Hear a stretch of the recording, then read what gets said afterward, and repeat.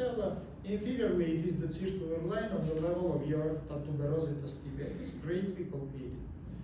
Which structures I must to mention here? I don't have now time to speak about everything. 3 points. Point number 1, it is posterior near region, so-called fossa popliteal. If I will remove the skin, fatty tissue, superficial fascia, and proper fascia, I will see something like in this picture.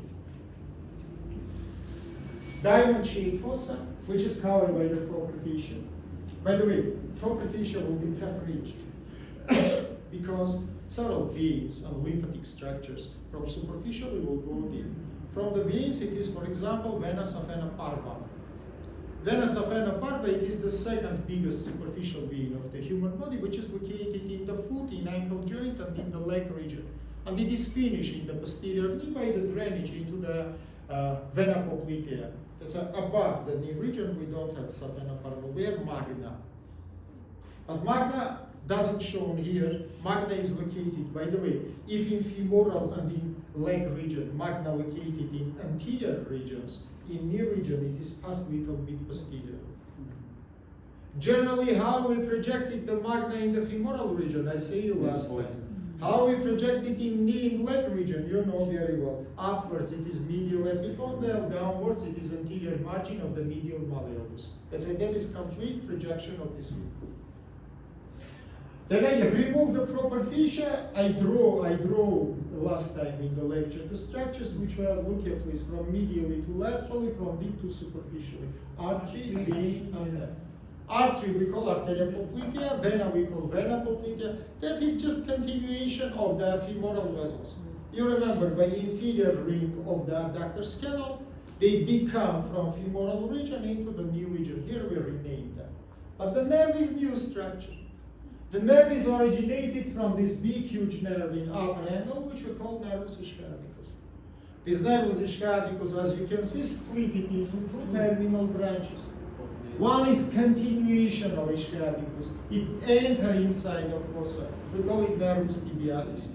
Another go outside from fossa. You can see it is slide along of the biceps femoris tendon, and it is come to the anterior leg region.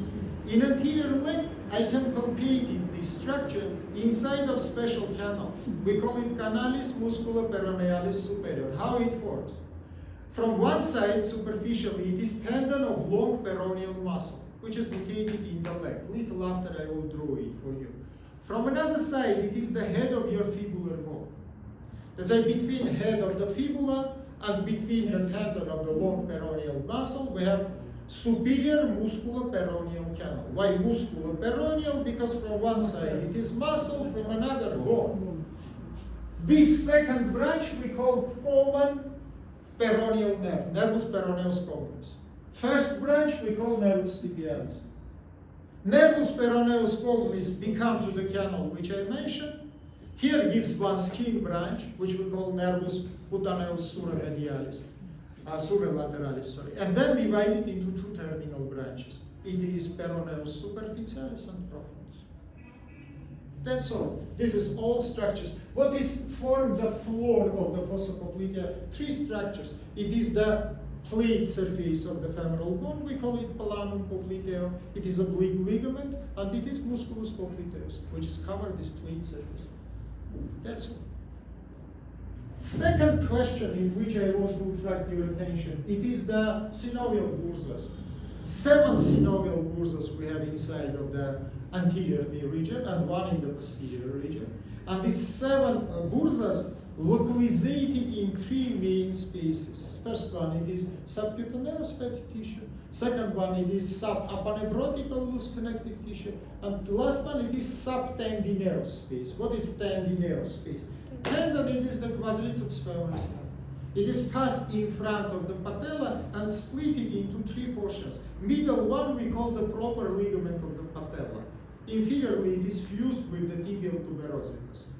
Right and left we call retinaculums. Retinaculum medialis, retinaculum lateralis.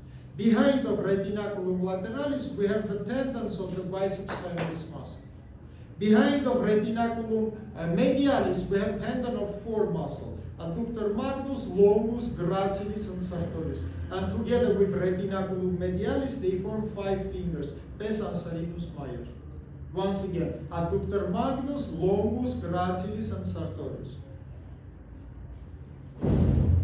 Inside of subcutaneous fatty tissue, we have 3 mucous bulbosa. Prepatellaris subcutanea in midpoint of the patella in fatty tissue, infrapatellaris subcutanea in the level of inferior margin, and medialis on the level of the medial epicondyle. Under the proper fascia, there are only 1 mucous bursa, 4th one, which we call prepatellaris subfascialis, under the proper fascia in the level of midpoint. Under the tendon of the quadriceps muscle, we have again 3. It is suprapatellaris, it is infrapatellaris, and it is prepatellaris.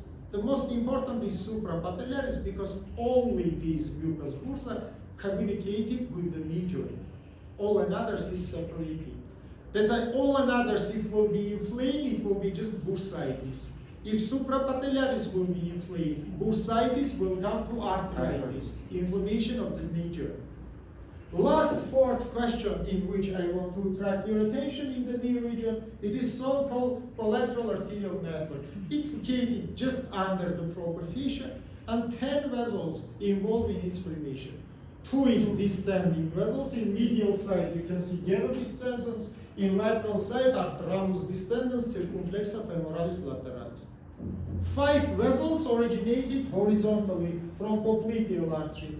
It is genus superior medialis lateralis, genus inferior medialis lateralis, and last one invisible, it is single. We call it genus media. It is go inside of the knee joint. Horizontal. And 3 vessels is standing. You can see in this picture is much more visible. 2 is originated from tibialis anterior. We call it recurrens tibialis anterior and posterior. One is come to anterior knee, second goes to the posterior. And 1 is originated from tibialis posterior, circumflexa fibula. Let's say once again, recurrens tibialis anterior posterior, circumflexa fibula, it is ascending vessels.